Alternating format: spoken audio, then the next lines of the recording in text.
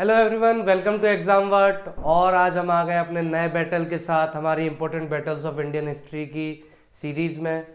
और आज जो बैटल हम डिस्कस करने वाले हैं वो है third battle of Panipat.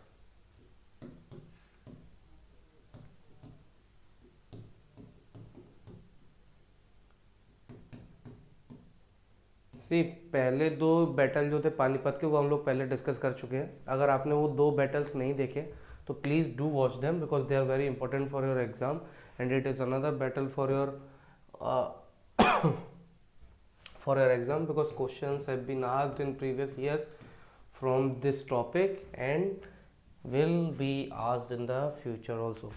Okay, so in third battle of Panipat, why it is important? It is important because of the players that were involved in this battle. Marathas, Mughals, Afghans, Shuja of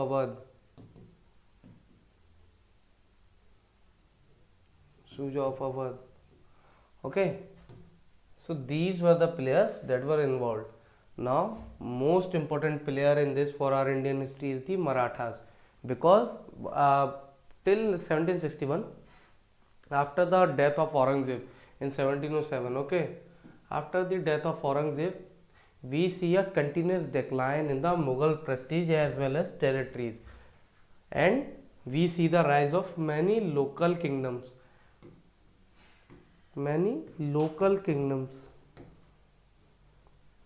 And Marathas were the most prominent local kingdoms, and they emerged as the most powerful local kingdom in the post Mughal India. Okay, in post Mughal India, Marathas emerged as the most important rulers. See, when Marathas were at their heyday, like they covered almost entire Deccan up till the Punjab region. Okay, like this all belongs to the Maratha land. All of the prestige that they have gained in this time, it was on stake in this war. And this is the war or the battle. This is the battle which had stopped the Marathas from becoming a pan-Indian empire. This is the battle that have stopped them from becoming a pan-Indian empire. And it has put a halt to the Marathas' ambition. Now come to the third battle of Panipat. First and foremost, the date and year, 14th of Jan 1761. Okay, 14th of January 1761, Panipat. We all know why Panipat is one of the most important battlegrounds in India. Panipat, northern expeditionary forces of the Maratha Empire and a coalition of the King of Afghanistan, Ahmad Shah Durrani, or popularly known as the Durre Durrani, a very famous king in the Afghanistan. Okay, with two Indian Muslim allies. There were Muslim allies for the Ahmad Shah Durrani. Okay, and Indian Muslim allies. Most important thing, they were the Indian Muslim allies. Okay, so who were they? They are the Rohilla Afghans of the Doab region and the Shuja-ud-Dawla. We'll come to it Shuja-ud-Dawla thing later. Okay, because Shuja-ud-Dawla plays an important role in the third battle of Panipat. He was the one who is going to decide that who will win the war and who will lose the war. He is the one.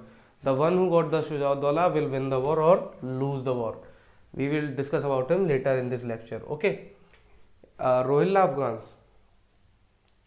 See, there's a very peculiar feature of the Afghan society that the loyalty of an individual resides with the tribe firstly. Okay, it resides with the tribe. Firstly, it resides with the tribe. Tribe is the foremost thing for an individual. If you belong to a tribe, then your loyalty, your tribe comes in your life above than everything. Okay, first comes the tribe, then comes your nation for the Afghanis. Okay, therefore Rohilla Afghans have supported the Ahmad Shah Durrani. Now, the battle is considered one of the largest fought in the 18th century. Okay, largest fought and largest number of fatalities in a single day reported in a classic formation battle. It's one of the bloodiest battle that have been fought on the Indian soil ever. One of the bloodiest battle, because there are lot of casualties that both the sides have suffered. Okay, 1737, Bajirao defeated the Mughals on the outskirts of Delhi and brought much of the former Mughal territory south of Delhi under Maratha control. It was a start of the pan-Indian empire dream coming true for the Marathas. Okay, 1737, the year is 1737. In 1737, the Mughal rulers were a nominal head. The real power resides with the nobility, the Sayyid brothers. Okay, Sayyid brothers and other nobles who were in the Mughal nobility. Now, Bajirao son Balaji Bajirao or Nana Sahib. It is said that Nana Sahib was adopted, but it's a historical debate. We don't have to go in that detail. Further, increased the territory under Maratha control by invading Punjab in 1758. This brought the Marathas into direct confrontation with the Durrani Empire of Ahmad Shah Abdali. See, when they have started their incursions, they have gone till in some territories of Punjab. Okay, this is a rough map of India. Okay, so they have gone in the some territories of Punjab, and from here the empire of Ahmad Shah Durrani has started. Therefore, Ahmad Shah Durrani had a fear of losing his territory because of the Marathas, but because of that fear he started to repel the invasions or the repel the further incursion of the Maratha forces. He started to repel the further incursion of the Maratha forces. Now, 1759, he raised an army from the Pashtun tribes. I have told you that an individual's loyalty lies with the tribe firstly. Okay, and made several gains against the smaller Maratha garrisons in Punjab. I have just told you that there were Marathas were focusing on the Punjab a bit. He then joined with his Indian allies, Rohilla Afghans, we have just seen, forming a broad coalition against the Marathas. Sadashiv Rao Bhau, please remember the name. Sadashiv Rao Bhau, the commander of Maratha forces in the third battle of Panipat. See, the selection of Sadashiv Rao Bhau as the commander of Maratha forces at that time, it's a very hotly debated topic, that why he chosen as the commander of Maratha forces, because he was trained in the jungle warfare. Okay, he was a very brilliant commander in the jungle warfare, but Panipat isn't a jungle area. Okay, Panipat is a flat terrain. You have to fight with an enemy in a close battle. Okay, it wasn't a jungle area. So the choice of the commander of army also played an important role in the battle's result. Okay, a commander plays a very important role. We have seen that in Battle of Tarain. Okay, don't forget. We have seen that in Battle of Tarain, part 1, part 2, both. We have seen that in Battle of Plassey. We have seen that in Battle of Buxar. So it's a continuous feature. If you have a commander that who can command an army in every terrain, or a commander who was trained in that specific terrain, isn't it? like Marathas do have commanders that were trained specifically for the flat terrains, but they weren't given the position of commander for that battle.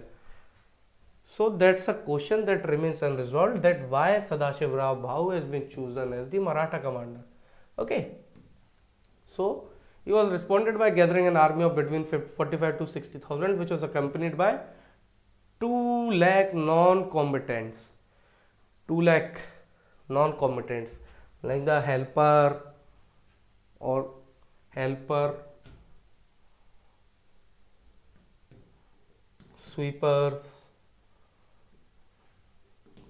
cooks, they all extracurricular stuff. Okay, both sides tried to get the Nawab of Awadh, it's Nawab of Awadh, Shujaud into their camp. By late July, Shujaud made the decision to join the Afghan Rohilla coalition, preferring to join what was perceived as the Army of Islam. Religion here plays an important role. I have told you when we were discussing Battle of Plassey, or the first battle of Panipat, first battle of Panipat, that how religion can play an important role in winning a war. Okay, so that's how Shujaud shifted to the Durrani side, and it proves to be a fatal mistake for the Maratha side to lose Shujaud, because Shujaud has the finances. Shujaud has the finances through which you can carry on the war for a long time, and the side which can carry on the war for a long time is eventually going to win the war, because both the armies had cut off the important supplies like the food supply and the water supply.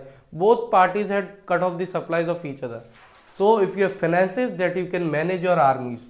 Okay, and it plays a very important role in the Afghan army winning over the Marathas. So Abdali daringly crossed the river Yamuna on 25th of October at Baghpat, cutting off the Maratha camp from their base in Delhi. This eventually turned into a 2-month-long siege led by Abdali against the Marathas in the town of Panipat.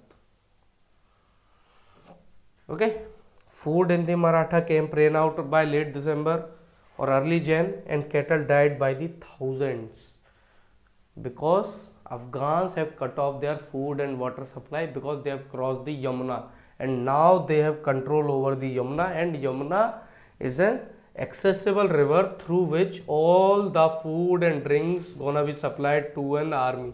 Okay, so the specific site of the battle itself is disputed. Specific site has a disputed, but most consider it to have occurred somewhere near modern day Kala Am and Sanoli Road. Okay, these are the areas that are present day Haryana. This battle lasted for several days and involved over 1.25 lakh troops, and both sides have suffered very, very fatal losses.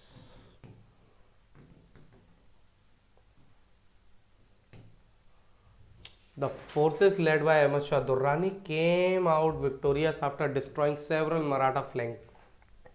The extent of the losses on both sides is heavily disputed by historians. It's a very disputed subject. Some historians even say that this is a war that Durrani had won with nothing in hand.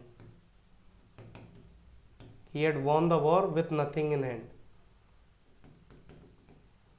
मतलब ऐसी जीत थी जिसको जीत की भी जीत नहीं माना जा सकता था. इतने ट्रूप्स मरे थे दुर्रानी के, इतने ट्रूप्स मारे गए थे दुर्रानी के, because in the initial phase of war Marathas were dominating over the Durrani's forces. Okay, in initial phase, but as the war progresses on, then Marathas eventually get defeated by the Durrani or the Afghan forces. Between 60 to 70,000 were killed in fighting, while the numbers of injured and prisoners taken vary considerably. The Maratha uprising was suppressed, but 10 years later, they retook Delhi under Peshwa Madhav Rao. Durrani didn't spend a lot of time in India. He restored Mughal Shah Alam II to the throne. Shah Alam II, who plays an important role in the Battle of Buxar also. Okay, Durrani didn't spend much time here. He had gone back to his hometown, and Maratha uprising was suppressed because all the able commanders were killed in that war, and the king who was presiding at that time, the Balaji, he was also passed out because of the shock. They retook Delhi under Peshwa Madhav Rao. That would be a different topic for us to discuss. Okay, so we will discuss it in some another video. Till then, there is information for you that we have finished our ancient history syllabus in our live batches. We have finished our ancient history syllabus in our live batches. So if you don't want to rush at the last moment, then please do join our live batches. You will get description form in the you will get the Google form in the description.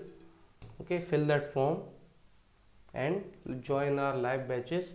Classes are going on for medieval, and soon we are going to start our modern courses. For any query, you can mail us on these mails and on this number. Till then, keep studying, and thank you so much for joining us on this lecture, and keep studying. Thank you.